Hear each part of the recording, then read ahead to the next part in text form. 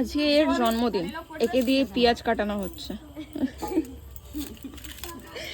আজকে মেনু হচ্ছে বিরিয়ানি আর হচ্ছে চিকেনে বিরিয়ানির চাল সেদ্ধ করা হচ্ছে। আর এই যে চিকেন চাল সিদ্ধ করা হয়নি নাকি কি না হয়,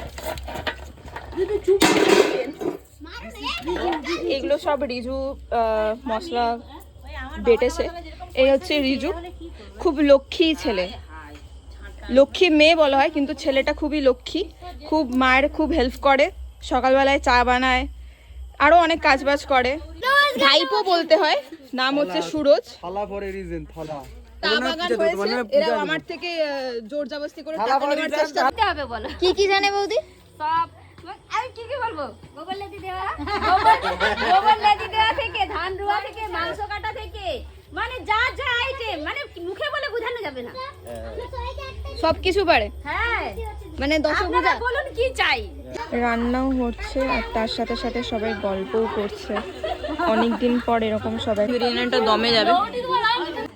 কে এসে গেছে? পিয়ার টুপি পরানো হচ্ছে। বলো দেখি, বলো। প্রিয়াকে সারপ্রাইজ দেওয়া হবে, তো প্রিয়ার জন্য একটা গিফট রেডি হয়ে আছে, ওরা দুজন মিলে দিচ্ছে। চলো চলো দেখি ওই গিফটের মধ্যে কি। গিফটটা খোলো, কি দেখি? এখানে খোলো, এখানে গিফটটা এখানে খোলো।